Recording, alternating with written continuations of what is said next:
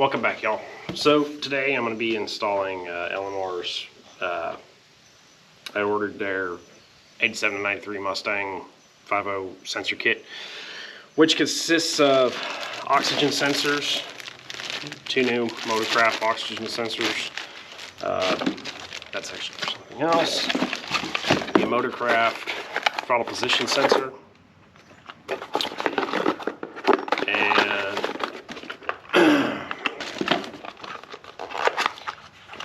One this is. I think that's a new an ACT sensor, an air temp sensor for the intake, a new ECT sensor, coolant temperature sensor for the and then a new IAC valve. Do I think I necessarily need all this? No. I'm just doing it for a good purpose at this point. Just going through the car. See, it came with the gasket. So it's pretty simple. I won't be installing the oxygen sensors today because one of the ones on the car is stripped out. So I'm going to be taking it to an exhaust shop. I've got to anyway for something that's coming.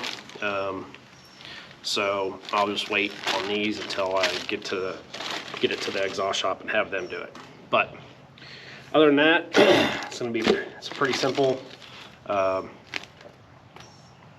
don't remember what these are for, but let me get set up and I'll do these one at a time just so y'all can see it, and then we'll go from there. So stay tuned. Okay, first we're going to do the IAC valve. So unplug it. It's an 8mm sockets or bolts. So just need a socket. It's 8mm in size, and pretty much all you need. You can go ahead and I'm gonna pull that out of the way for now.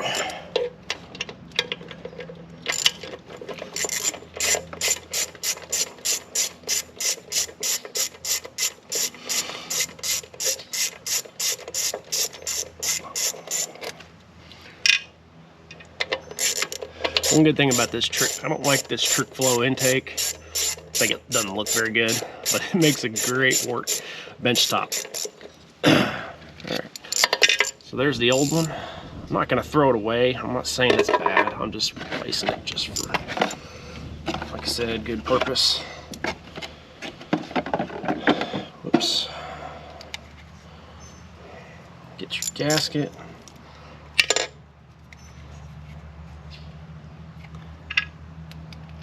Get a bolt started.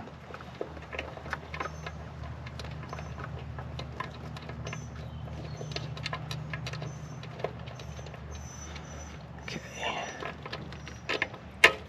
And get the other one going.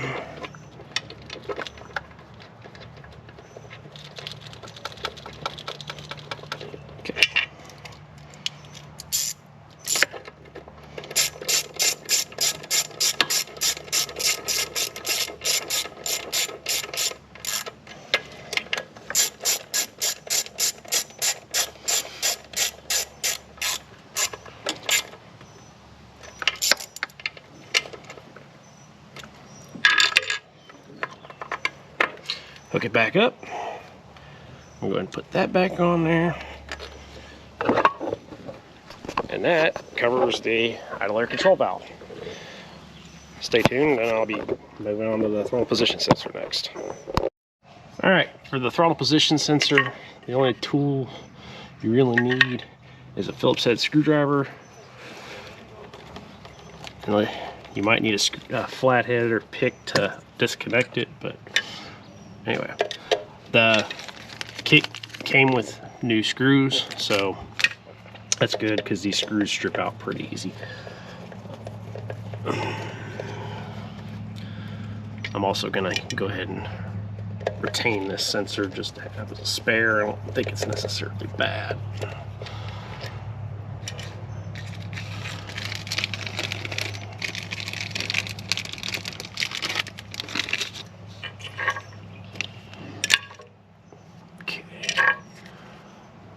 I do think it's, I don't think that's necessary either. Alright, so one thing I want to point out is look at how this blade moves when you open the throttle. So this blade here needs to turn this blue piece. So you want to put it so that it's actually going to turn it. I actually think that sits in there like that.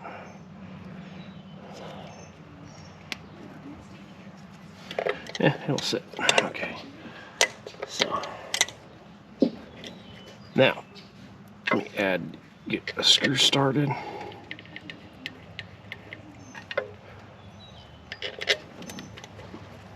All right.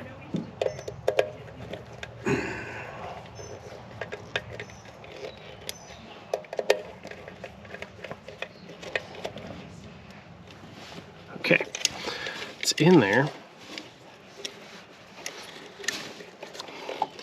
Now I'm gonna have to check. Now you need to, once you're done putting it in, you need to check your voltage, like you do with a base idle reset, just to make sure it's still good. So stay tuned, I'll show you that again. Okay, so I don't know if you can see that. Okay, well, let me get it in place first.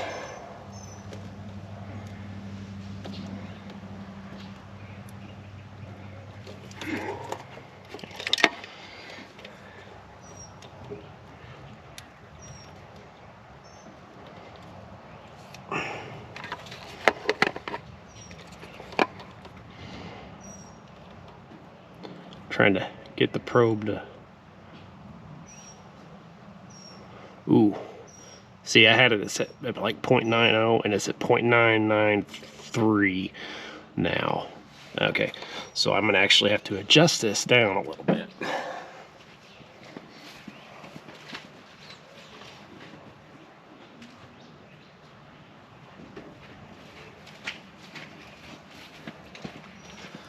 I mean, technically it's still within spec, but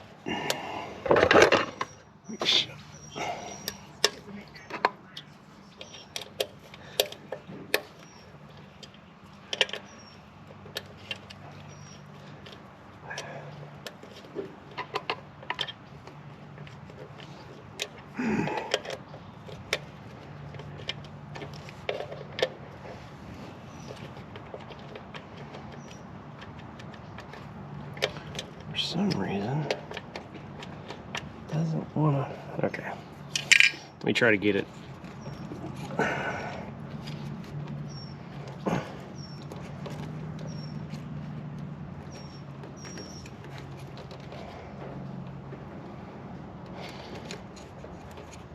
This would really be beneficial to have a second set of hands.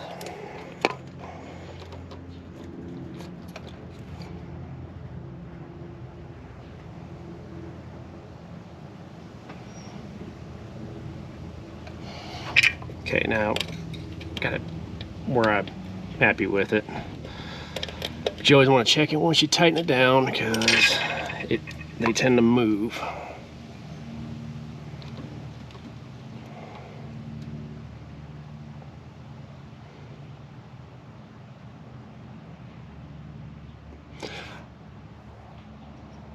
All right, 0.983. Really rather be a little bit lower, but that's fine. I may just have to adjust it later, but that's still plenty good within spec. So, all right, let me turn the key off. All right, next I'm going to do probably the ACT sensor. Let's grab them both. Wherever I put that other one. All right. Let me get the appropriate tool and I'll be right back. All right, so your ACT sensor has this little one wire connector, and it's a 11/16 size right there. Your ECT is right here, and it's a 1-inch. I gotta get something that I disconnect the connector, and I'll get started. Okay, starting with the ACT. I'm gonna take my ratchet and just bring it on out.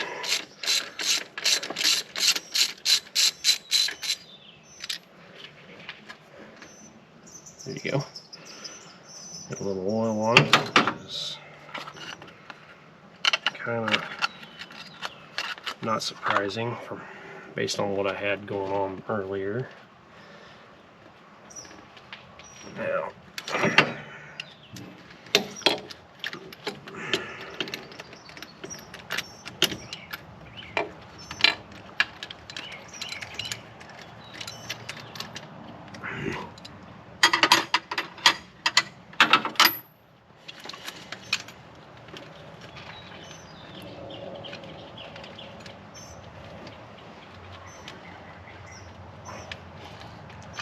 the worst part is just getting started because it's so tight down there.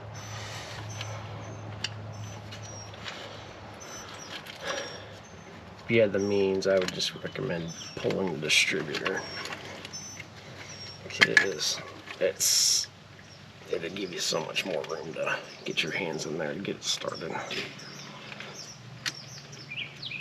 There we go.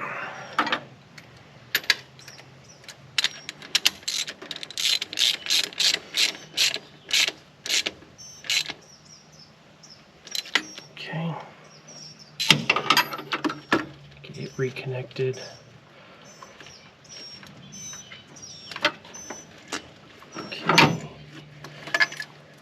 TFI reconnected. Now, moving on to the ECT. I'll try to get you angled over here so you can see. Right here. Spark plug wires are in the way. Okay, well, in order to get this one out, I'm going to have to use a wrench because I don't have a 1-inch socket deep enough to stand up for a second. Okay, now spark plug wires are out of the way.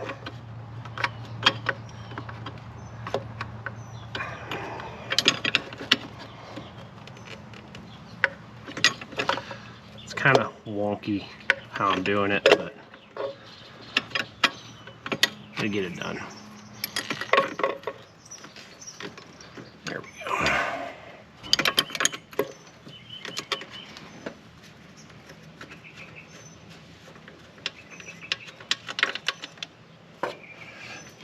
Alright, so I'll be back. I gotta get some thread sealant on that new one. I went ahead and put some thread sealant on there just because get it started down in there and start cranking her down.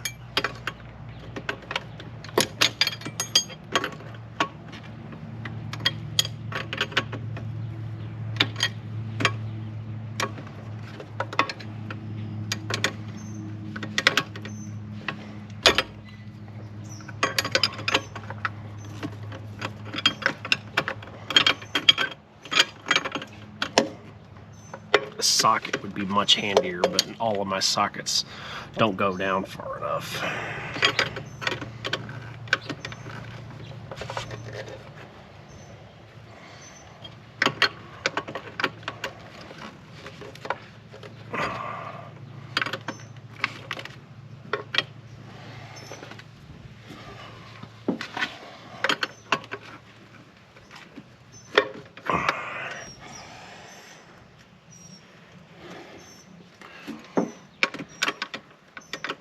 A little bit more.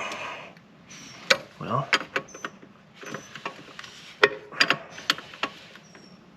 okay.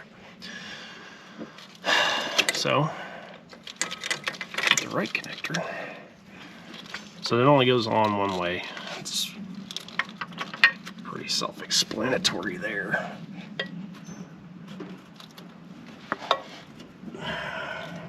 Okay. Now, because I had to disconnect, I disconnected my distributor cap and all those plug wires. I'm going to get those hooked back together.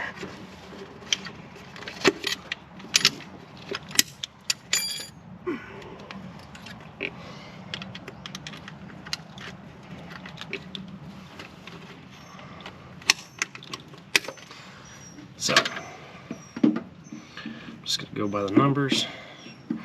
1 and 3. And these are pretty obvious because they're longer. So I'll just make sure 3 goes to 3. Yep, okay. All right. So, because I fiddled with that and all that, I'm gonna do a base auto reset and we'll go from there. But I think we're about done. Anyway. Alright, well, that pretty much wraps it up on this one. Found this video helpful at all, please like, share, and subscribe, and as always, I'll be back.